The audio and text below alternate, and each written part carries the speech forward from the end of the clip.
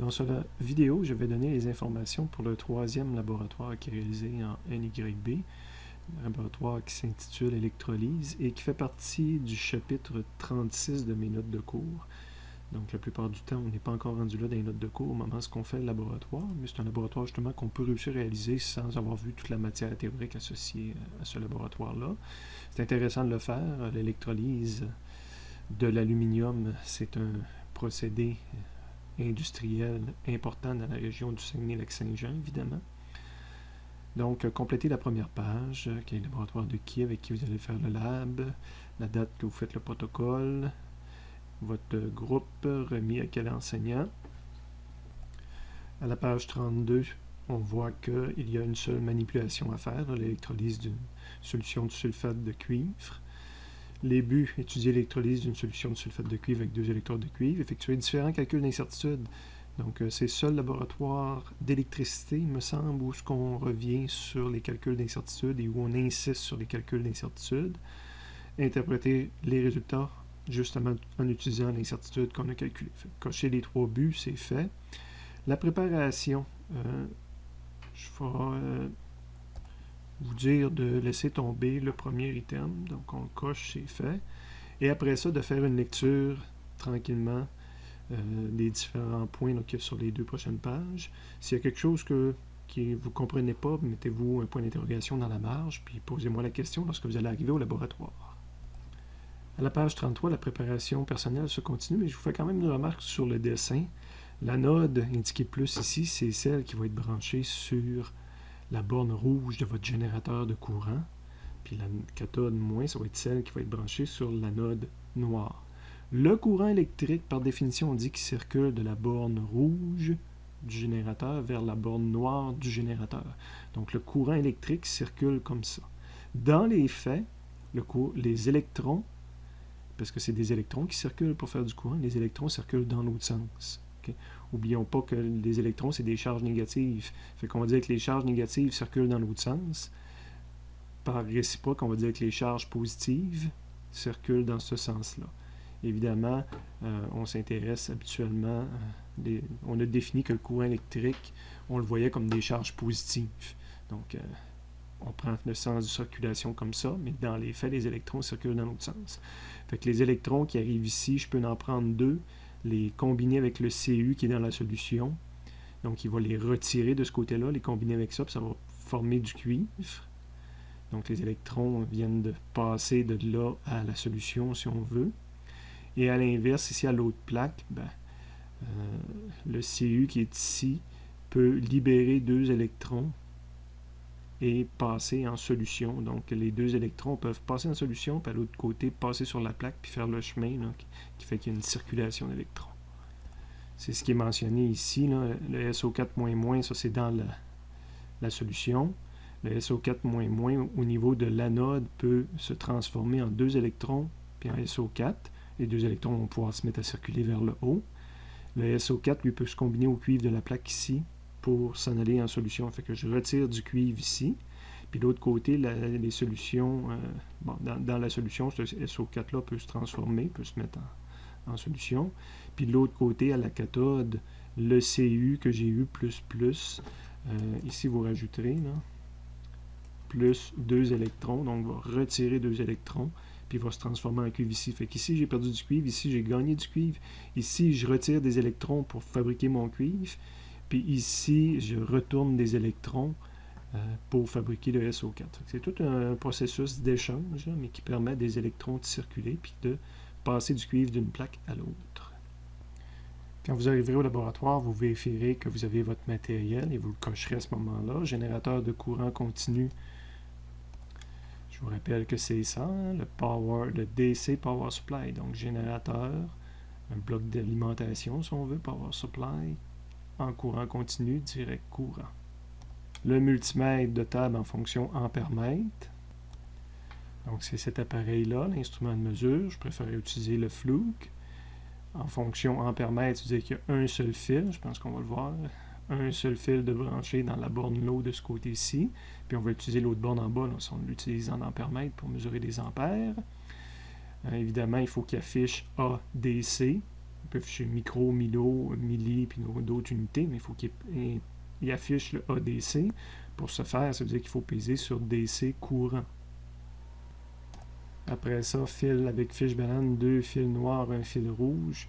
Puis j'ai rajouté en parenthèse un jaune, c'est parce qu'à un moment donné, on va faire le court-circuit, puis j'avais expliqué dans la procédure de le faire avec le jaune. Donc, je veux dire, je le ferai avec n'importe quel fil, ça ferait le travail. Chronomètre. Ça se peut qu'il n'y en ait pas sur le chariot en avant, mais si vous avez une montre, je vous recommande de prendre votre montre. C'est plus facile d'utiliser une montre que nos chronomètres à nous autres. Verre avec connecteur pour les électrodes. Donc c'est ceci le verre. Puis les connecteurs pour les électrodes, c'est la partie d'en haut qui est ici. Puis les électrodes, c'est ces deux plaques-là. C'était le prochain item qui était mentionné ici. 2 électrons. La solution aqueuse de CuSO4. Elle est dans une bouteille comme ça en avant. Il n'y a pas une bouteille par étudiant, donc vous la laissez en avant s'il vous plaît. Et la balance électronique finalement. Même chose, il n'y en a rien qu'une à l'avant.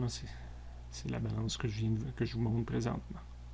Protocole et résultats, quelques informations supplémentaires. Donc la première étape, si vous voulez rajouter du fluorescent rose, fixer le courant maximum de la source à 400 mA. Ce que ça veut dire, ça je vous rappelle, ça veut dire que dans le document de l'annexe Q, le gros document que vous avez utilisé la semaine passée pour expérimenter plein de procédures, il faut aller faire la procédure correspondant à ça, qui est justement une procédure qui est supposée être en rose. Donc, je vous rappelle grossièrement, c'était d'ajuster le courant ici avec le bouton qui est ici, en mettant un fil jaune. Là, moi, je n'avais pas, j'ai mis un fil rouge qui a court-circuité, puis ça fait allumer la lumière ici. Puis donc, je joue avec ce bouton-là pour s'amener à 0.4 approximativement, 0.4 ampères. Quand on fait ça, habituellement, on est à mi-course pour le coarse et le fine en voltage. Puis un coup que ça c'est fait, on n'est pas supposé de retoucher à ce bouton-là dans l'expérience. Prochaine étape, nettoyer vos 2 électrodes avec la laine d'acier. Une fois nettoyés, manipuler en les prenant par les côtés avec un outil pour éviter de se couper, s'il vous plaît. Des petits incidents qui peuvent arriver. Donc ça veut dire qu'il y a la laine d'acier habituellement en avant, là, puis on frotte nos électrodes pour qu'ils deviennent d'un beau cuivre brillant. Et quand on les manipule, on essaye de ne pas toucher sur les côtés ici, là, pas les tenir en pince sur les 2 côtés, c'est là qu'on pourrait se couper. Idéalement avec un essuie-tout, la tenant comme ça, c'est le plus sécuritaire. À l'aide d'un crayon, marquez les extrémités des électrodes par un plus pour l'une d'entre elles et un moins pour l'autre. Donc là, je vous montre un exemple parce que j'ai marqué un plus d'un certain côté. Habituellement, ils ont commencé à s'amincir d'un côté. Le côté où on les amincit, où ils sont moins larges un petit peu qu'à l'autre extrémité, si on veut, c'est le côté où on va les attacher par en haut, puis c'est le côté plus large, plus carré, qui va aller dans le fond du verre. Donc, c'est de ce côté-là qu'on met notre plus et notre moins. Prochaine étape, peser les 2 électrodes et indiquer vos masses ci-dessous. Ça ne serait pas strictement obligatoire de peser les 2, mais ça peut nous aider si jamais il y a une erreur dans notre lab, on peut se rabattre sur l'autre. Donc, la masse de celle que vous avez marqué plus avant, que vous avez marqué moins avant. Puis notez aussi le delta M de l'instrument, que je ne suis pas sûr qu'il est bon ici. Donc, peser, là, c'est d'aller en avant, puis de peser vos choses. Puis c'est là que vous noterez la précision que vous avez avec votre balance. Moi, quand je l'ai fait, j'avais peut-être une autre balance. Assurez-vous d'avoir un 0 avant. Bonne utilisation d'une balance, il faut qu'elle soit au niveau avant de l'utiliser, qu'elle affiche 0 avant de l'utiliser, que je mets quelque chose dessus, puis quand je l'enlève, que ça revienne à 0 aussi. C'est tout ça qui fait que c'est une bonne mesure. Prochaine étape, configurer multimètre en fonction ampère-mètre. On en a déjà parlé tout à l'heure. Procédure en jaune si vous n'êtes pas capable de le faire. Il est supposé avoir rien qu'un fil dessus. Tout ce que j'ai mentionné tout à l'heure. Étudier, effectuer le montage de 6 comptes sans ouvrir la source. Donc, quand on se branche, tout est fermé. Les électrodes doivent être au maximum dans la solution, sans toucher le fond et le côté du bocal. L'ampère-mètre doit être branché sur les seuls 10 ampères.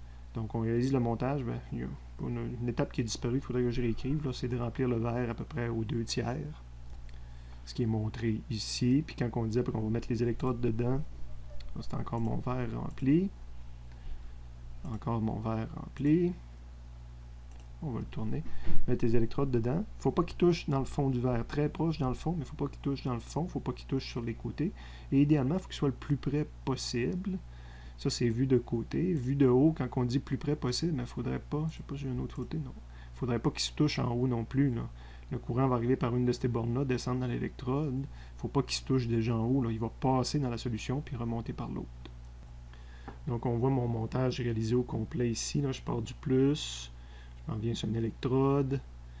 traverse donc, le courant va pouvoir traverser, remonter à l'autre électrode, sort par le noir ici. On ne voit pas le fil au complet, mais il s'en vient sur une entrée 10 ampères de l'ampère-mètre. Les électrons peuvent passer en arrière, ressortir par l'autre fil noir, puis ça c'est le fil noir qui s'en vient jusqu'ici. Fait que j'ai un circuit où le courant peut tout circuler, je suis prêt à mettre à on éventuellement. Donc on est prêt à démarrer le chronomètre, puis mettre mettre sous tension. Là, on essaie de faire ça le plus en même temps possible, mais on n'est pas une seconde près. Là, fait que tu mets ta source à on, puis tu pars ton chronomètre. Et là, par après, c'est là je vais voir si vous écoutez la vidéo, très important, régler le plus rapidement possible l'intensité du courant, une valeur qui se situe autour de 400 mA sur l'ampère-mètre. Il n'est pas nécessaire que ce soit 400 mA exactement, ne rien modifier à la source pendant l'expérience.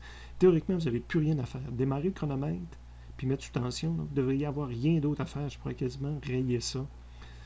Je vous montre ce que je veux dire. Fait qu'au moment où je suis prêt à débuter l'expérience, je mets ça à on, puis je pars le chronomètre. Ce que vous devriez voir, c'est que ça va. Je dis souvent aux étudiants, ceux-là que j'ai parlé de la procédure avec eux autres, quand ce bouton-là est allumé, 95% du temps, c'est que ça va mal. C'est une condition anormale, une condition de court-circuit, qu'on demande trop de courant, qu'on demande le courant maximum à la source. Okay? Ben, on est dans le 5% des autres fois. Aujourd'hui, je veux que cette lumière-là soit allumée. C'est la seule fois. Ce qui veut dire qu'on tire le courant maximum de la source présentement avec cette expérience-là. Si tout va bien, si c'est pas ça que vous avez, vous me ferez venir. Mais au moment où vous partez le montage, on est supposé être, si vous avez mis ces deux-là mi-course, être au courant maximum, ça veut dire que présentement, il circule à peu près 0.4 ampères, à peu près 400 milliampères là, dans le système d'électrolyse. Okay? Puis là, toutes les minutes, vous allez noter la valeur, mais vous ne noterez pas la valeur qui est ici, parce que ça, c'est pas un instrument de mesure. Vous allez noter la valeur qui est sur l'ampère-mètre à côté. Je ne l'ai pas en photo, je pense que je l'ai, mais pas au complet. Okay, donc, c'est sur cet appareil-là que vous allez noter combien ce qui indique de milliampères. Évidemment, si tout va bien, il devrait avoir à peu près la même valeur qu'ici. Si ce n'est pas le cas, faites-moi venir. Moi, vendredi, je l'ai essayé, puis ça n'a pas voulu marcher. Okay? Mais les autres années, ça allait bien. Je le fais à chaque année. Puis là, cette année, puis c'était vendredi, 3 heures. Donc, ça ne me tentait pas de prêter après ça, à l'infini. Donc, on verra, vous l'essayez. Si ça va bien, tant mieux. S'il y en a que ça va mal, je vais dire, mettez votre montage à off, puis switchez sur l'équipe d'en arrière. On regarde ça pendant 20 minutes. Puis on fait juste noter à toutes les minutes là, quelle est la valeur sur l'ampère-mètre. L'expérience est finie. Le protocole est fini. Il reste des calculs à faire. Pendant les 20 minutes que vous prenez des valeurs, vous pouvez mettre l'incertitude de l'instrument, qui n'est pas nécessairement la valeur qu'il y a là, ça dépend de l'instrument que vous avez. Même chose, le chrono, ça c'est ma valeur de mon chrono, mais vérifiez avec votre chrono, il est précis jusqu'à où. Puis là, c'est là que vous notez pendant vingtaine de minutes. Je marquais 30, là, mais déjà 20, ce serait suffisant. Vous me ferez venir pour être sûr que c'est fonctionnel, mais c'est là qu'on noterait les valeurs qu'on observe sur l'ampère-mètre. Puis quand ça va être fini, vous avez aller repaiser vos affaires après l'avoir juste épongé. Donc on fait juste toucher un petit peu à la chose de cuivre sur un essuie-tout, mais on ne frotte pas. Puis après l'avoir essuyé, c'est que là, on l'essuie avec l'essuie-tout. On frotte. Okay. Prochaine page, vous avez 2 petites expériences à faire après ça, après avoir pesé vos affaires. Vous refaites votre montage comme il était. Vous remettez le courant pour qu'on ait encore à peu près 400 mA qui circulent. Puis là, vous allez soulever les électrodes. Donc, vous prenez la partie du haut du verre, là, puis vous sortez tranquillement vos électrodes de la solution, puis vous regardez qu'est-ce qui arrive à l'ampère-mètre. Puis vous faites la même chose après ça en écartant les électrodes. Fait que là, vous les mettez dans la solution. Puis encore une fois, en touchant aux électrodes en haut, puis en évitant qu'ils se touchent ensemble, là, vous les écartez un peu plus, vous les rapprochez, mais il ne faudrait pas qu'ils se touchent idéalement. Et voilà, c'est fini. Après ça, c'est des calculs et analyses.